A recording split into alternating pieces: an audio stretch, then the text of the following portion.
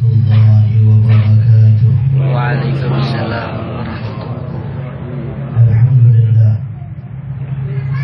alladzi ahya qulubana bimahabbatillah wa rasulih sallallahu alaihi wasallam walladzi harraka alsinatana bidzikrillah wa bidzikri habibihi Muhammadin sallallahu alaihi wasallam.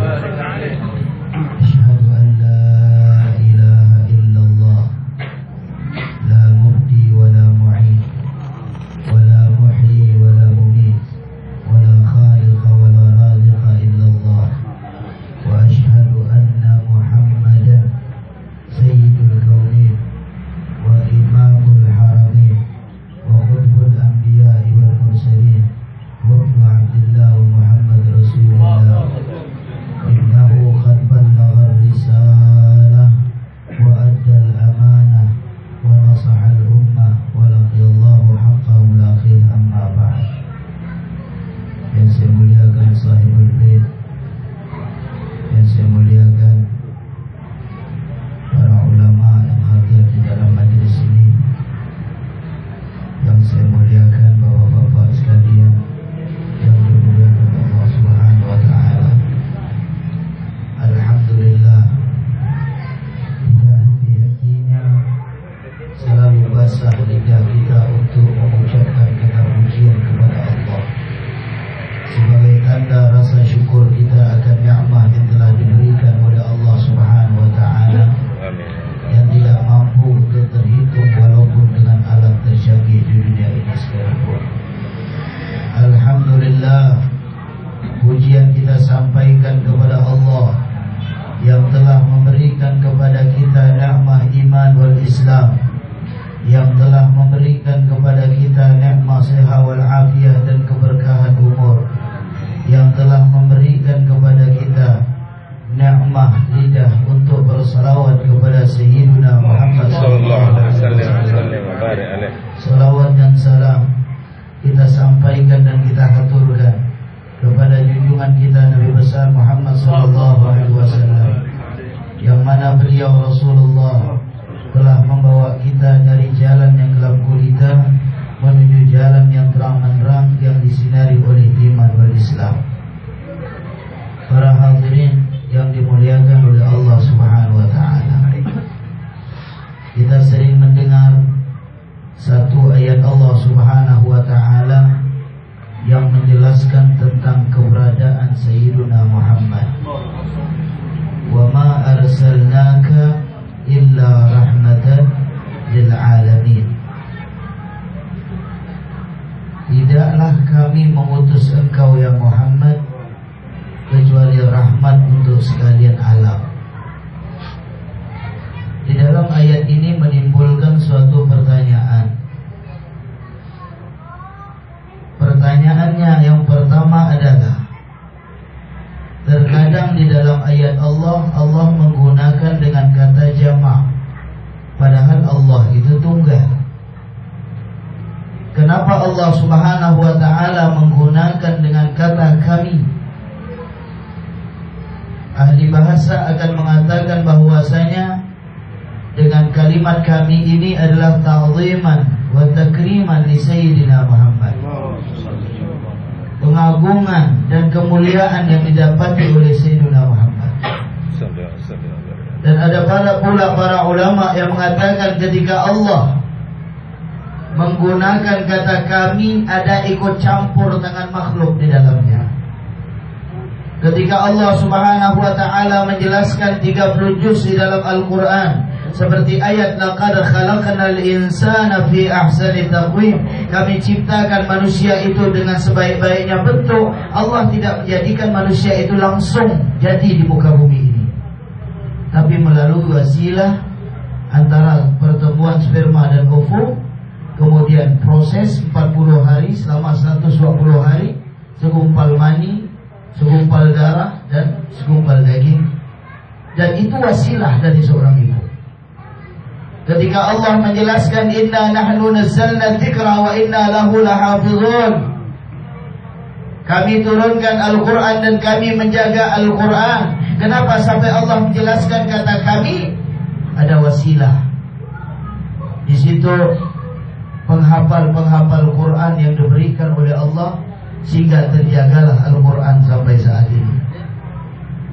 Ketika Allah menjelaskan di dalam ayat ini, inna arsalnaka rahmat wa ma arsalnaka illa rahmatan lil alamin, tidaklah kami mengutus engkau ya Muhammad kecuali kasih sayang untuk sekalian alam. Maka ulama mengatakan bahwasanya pengharapan akan wujudnya Nabiuna Muhammad bukan hanya dari Allah tapi dari seluruh makhluk, mengharapkan kehadiran Rasulullah sallallahu alaihi wasallam. Sehingga Nabi Allah Adam alaihissalam, saya pernah membaca dalam satu kitab, ketika di dalam ayat fatalaqa Adamu min rabbih kalimatin fataba alaihi innahu huwat tawwabur rahim. Kalimatin, ada ulama yang menafsirkan mengaitkan akan Nabiuna Muhammad sallallahu alaihi wasallam. Karena sebelum terciptanya dari segala sesuatu, Allah telah menciptakan nurnya Nabi Muhammad. Nabi Adam menemukan kalimat. Ada ulama mengatakan kalimat yang ditemukan oleh Nabi Allah Adam ialah bertawassul kepada Rasulullah sallallahu alaihi wasallam. Ketika itu ia mengatakan, Allahumma bihaqqi sayyidina Muhammadin antaghfirali, ya Allah dengan haknya Sayyidina Muhammad maka ampunkan dosaku ya Allah, agar engkau ampunkan dosaku ya Allah. Pada saat itu Allah bertanya, aina arafta Muhammadan ya Adam, di mana engkau kenal dengan namanya Muhammad wahai Adam?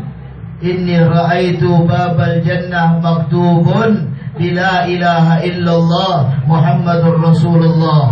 Aku melihat pintu surga itu tertulis la ilaha illallah Muhammadur Rasulullah. Walaupun Muhammad itu belum terkenal dan belum terciptakan dengan suatu bentuk daripada manusia, tapi namanya sudah disebut oleh Allah Subhanahu wa taala.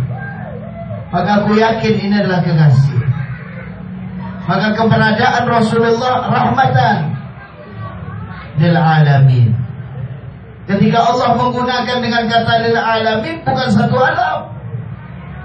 Seluruh alam membutuhkan Sayyidina Muhammad. Tidak ada satu orang pun yang tidak membutuhkan Rasulullah. Bahkan di dalam suatu kisah pernah saya baca, ketika kita membaca An-Nabi sallallahu alaihi, terdapat dengan kata wal ghazal sallam alaihi. Kijang mengucapkan salam kepada Nabiuna Muhammad. Pada saat itu sang kijang baru melahirkan daripada anaknya. Maka ia pun berjalan mencari makanan untuk memberi susu kepada anaknya ini. Ternyata kijang itu lari terbirit-birit. Kijang itu berlari sekuat mungkin karena dikejar oleh seorang pemburu dari Badui. Di saat kijang itu berjalan, maka beliau menemui Rasulullah sallallahu alaihi wasallam. Beliau melihat Nabiuna Muhammad lewat. Tatkala beliau melihat Rasulullah dalam keadaan lewat dan mengatakan dan berbicaralah, mengucapkan salam kepada Rasulullah. Apa yang dikatakan oleh kijang, wahai Rasulullah, tolonglah aku yang sedang mencari makanan untuk anakku yang baru aku lahirkan. Pada saat ini aku dikejar oleh orang Badui pemburu itu. Maka Rasulullah mengatakan, wahai Badui, kijang ini baru melahirkan anaknya dan dia mencari makanan supaya keluar susu dan mampu untuk menyusui anaknya. Kijang itu lapor, ya Rasulullah, setelah aku menyusui anakku, aku akan kembali kepada orang Badui. Silakan ia untuk memburuku karena aku adalah hewan yang dihalalkan untuk diburu. Pada saat dia selesai menyusui daripada anaknya, kembali kepada orang Badui, dan Badui itu melepaskan panahnya dan tidak memburu daripada kijang itu. Rahmatnya Rasulullah sallallahu alaihi wasallam. Ternyata kebutuhan makhluk, kebutuhan kita sebagai umat Nabiuna Muhammad, kebutuhan seluruh alam kepada Rasulullah sallallahu alaihi wasallam bukan hanya pada saat ini saja. Siapa yang tidak butuh dengan Rasulullah?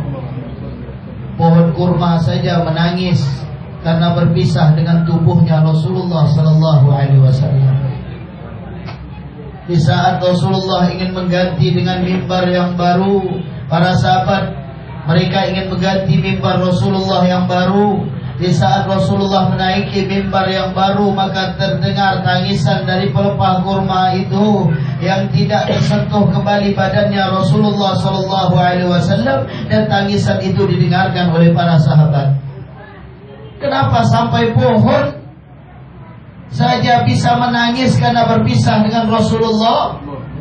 Pernahkah kita berpikir sebagai umat Nabi Muhammad yang mungkin kita menggampangkan Rasulullah, yang mungkin kita lupa lidah ini untuk bersalawat kepada Rasulullah, yang mungkin kita tidak pernah berniat sama sekali untuk ziarah ke makam Rasulullah, yang mungkin kita tidak pernah berniat untuk dikumpulkan bersama Rasulullah, yang mungkin kita tidak pernah ingin walaupun dengan mata yang penuh dosa ini untuk melihat wajah Rasulullah.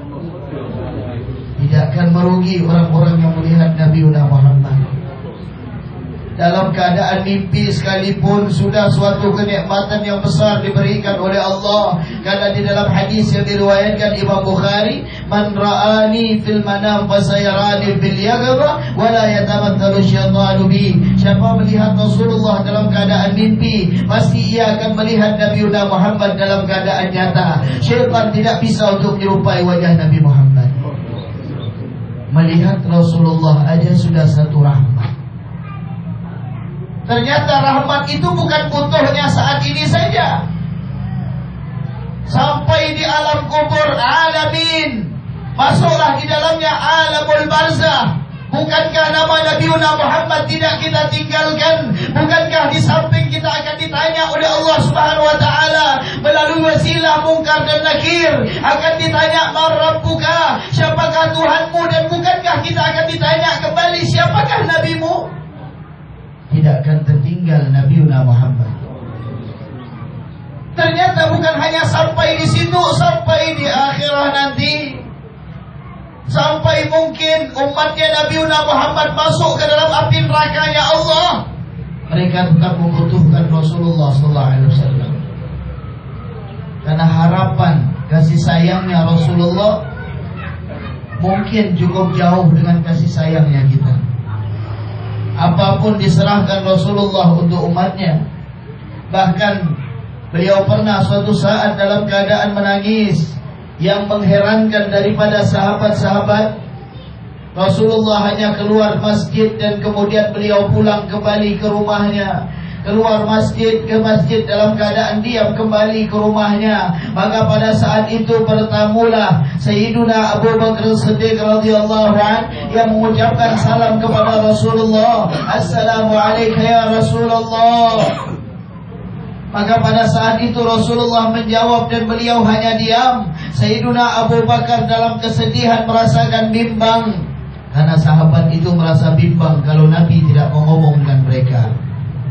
Sahabat merasakan khawatir ada salah apa dengan Rasulullah sallallahu alaihi wasallam.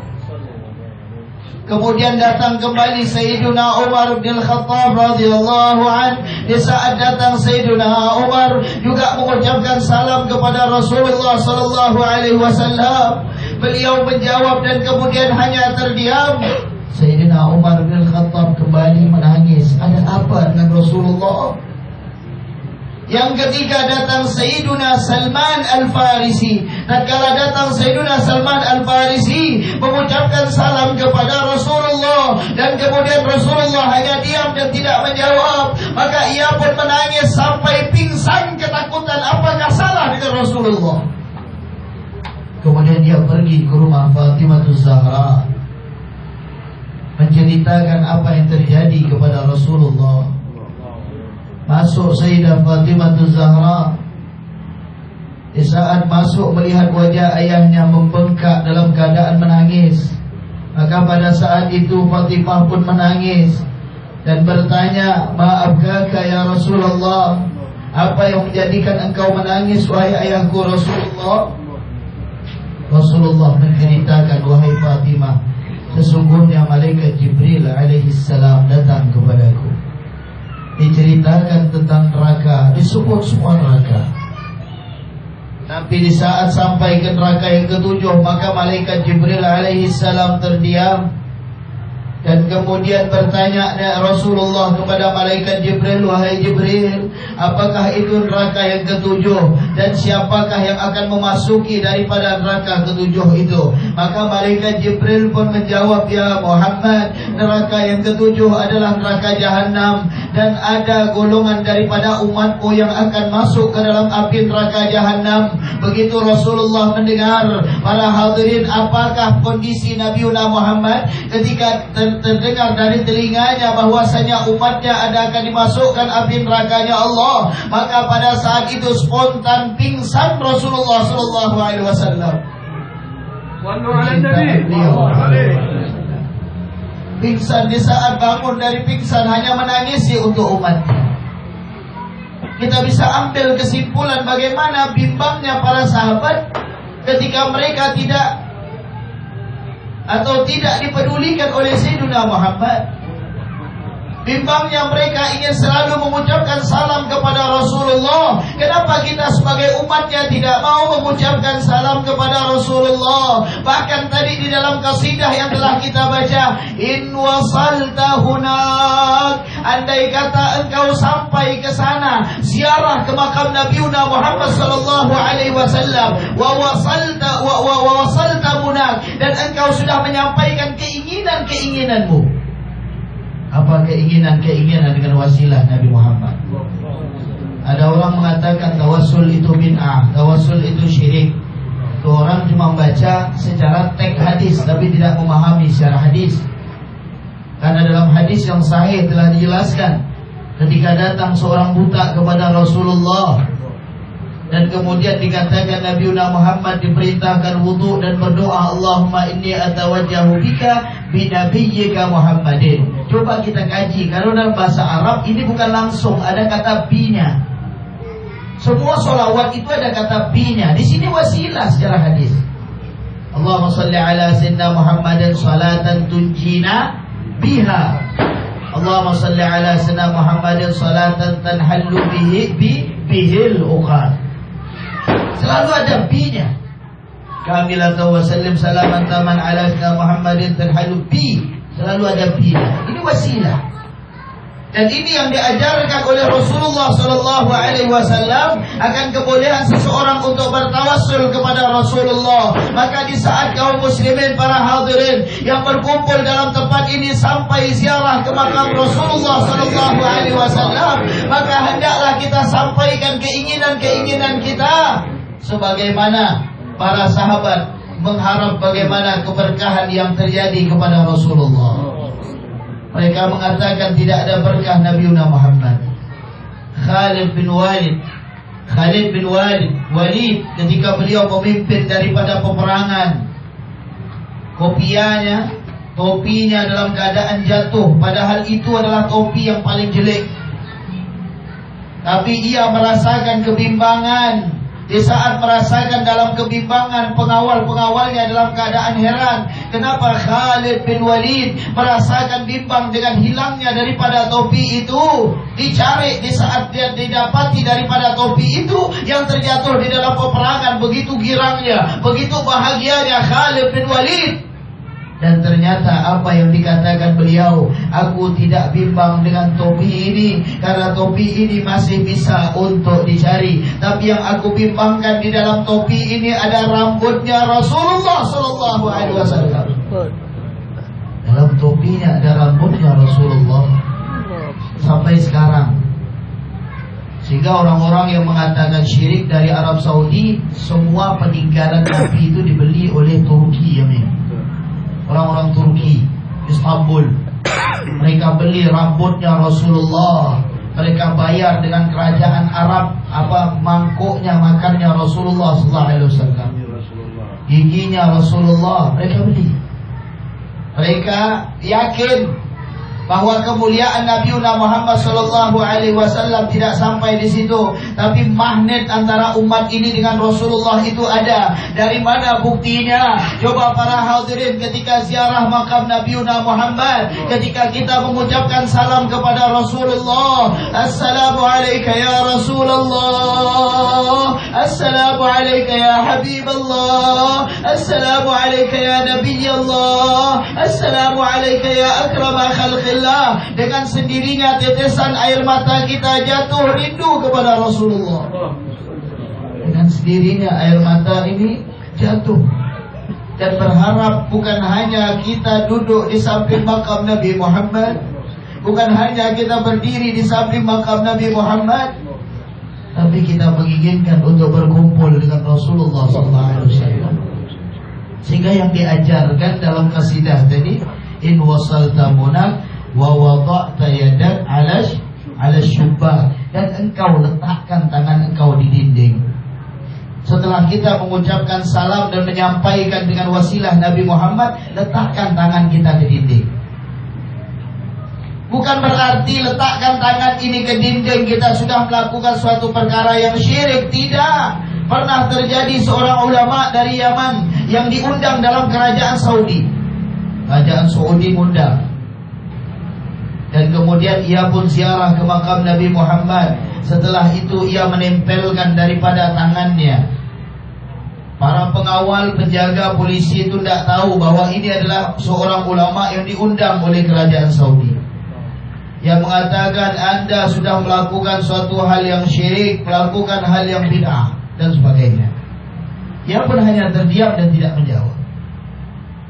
Kemudian di saat kumpul bersama para ulama Saudi pada saat itu, mereka membaca Al-Quran dan bagaimana mereka menghormati ayat-ayat Allah Subhanahu wa Ta'ala karena kemuliaan Allah. Dan kenapa di saat kita menghormati ayat-ayat Allah dan kemudian kita tidak mengambil sang kekasihnya Allah untuk kita muliakan pula, sehingga doa yang tidak ditutup dengan sholawat atau tidak dimulai dengan sholawat, maka belum sampai di hadapan Allah Subhanahu wa Ta'ala.